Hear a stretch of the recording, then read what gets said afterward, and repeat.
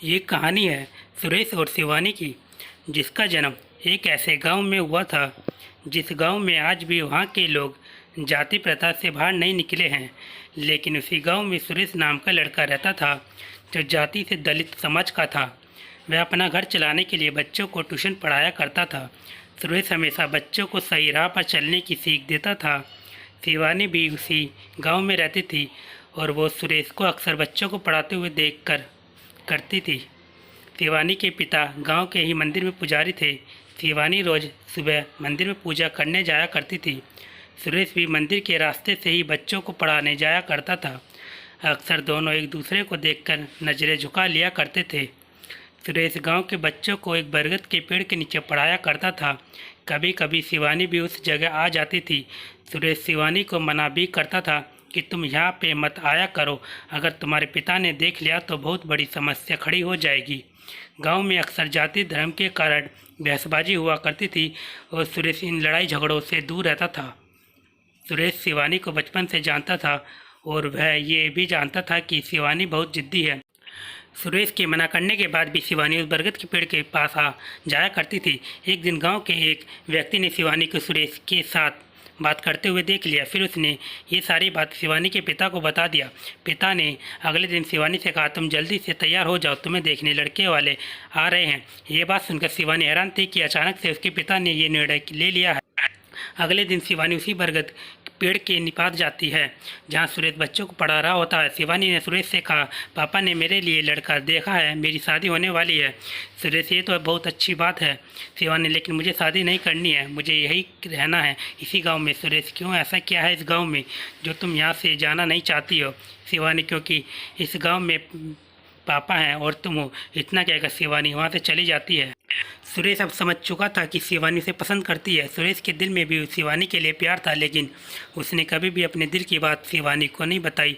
सुरेश ने गांव की जातिवाद समस्या की वजह से अपने प्यार को दिल में ही दबाए रखा था। लेकिन जब शिवानी ने उससे कहा कि उसकी शादी होने वाली है, तब सुरेश की दिल की धड़कनें तेज हो गई थी। लेकिन उस समय सुरेश ने शिवानी के सामने ऐसे बात की मानो जैसे कि उसे कोई फ़र्क ही नहीं पड़ता हो। अब दोनों के दिल में एक दूसरे के लिए प्यार था, लेकिन उन्हें समझ में नहीं आ रहा था कि वो अपने प्यार का इजहार कैसे करें। इधर शिवानी का रिश्ता तय हो गया। अगले ही महीने उसकी शादी होने वाली थी। 2 सप्ताह से सुरेश ने शिवानी को कहीं नहीं देखा। किसी ने बताया कि उसका रिश्ता तय होने के कारण अब वह घर से बाहर नहीं निकलती। सुरेश अब उसी बरगद पेड़ के पास जाकर शिवानी की पुरानी बातों को याद करता। उसे अब कोई रास्ता दिखाई नहीं दे रहा था। अगले सोमवार को शिवरात्रि पूजा थी। सुरेश सुबह से ही मंदिर के पास खड़ा था। उसे उम्मीद थी कि शिवानी मंदिर जरूर आएगी और कुछ देर बाद शिवानी मंदिर आती है। सुरेश तुरंत मंदिर के गेट के पास जाकर खड़ा हो जाता है। शिवानी की नज़र सुरेश पर पड़ती है। वह सुरेश को देखकर मायूस हो जाती है।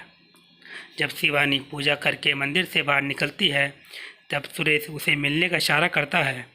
दोपहर के समय उसी बरगद पेड़ के पास दोनों मिलते हैं। शिवानी की नज़रें सुरेश को ही देख रही थी। सुरेश अपनी नज़र नीचे करके कहता है, शिवानी, जब तुम मेरे पास रहती थी तब मुझे कुछ फ़र्क नहीं पड़ता था और न ही मुझे कुछ महसूस होता था, लेकिन आज जब तुम दूर जा रही हो तो पता नहीं मुझे अजीब सी बेचैनी हो रही है। ऐसा लग रहा है मानो मेरे जीवन की कोई कीमती चीज़ मुझसे दूर हो रही है। ऐसा लगता है कि मुझे तुमसे प्यार हो गया है। अब मुझे समझ में नहीं आ रहा है कि मैं क्या करूं। सारी बात सुनकर शिवानी की आंखों में आंसू आ गए। उसने कहा, सुरेश, अब तुम ही बताओ मैं क्या करूं।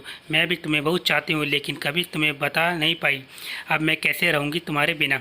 मुझे तो कुछ भी समझ नहीं आ रहा है। अंत में सुरेश ने शिवानी से कहा कि चलो हम दोनों यहाँ से कहीं दूर भाग के शादी कर लेते हैं। लेकिन शिवानी ने सुरेश को मना कर दिया, क्योंकि शिवानी को अपने पिता की इज्जत और गाँव में उनका मान सम्मान दिखने लगा और वो ऐसा कोई कदम नहीं उठाना चाहती थी जिसकी वजह से उसके पिता का सिर झुके। शिवानी ने सुरेश से कहा कि अगर मैं इस गांव से भागती हूं तो मेरे पिता का क्या होगा?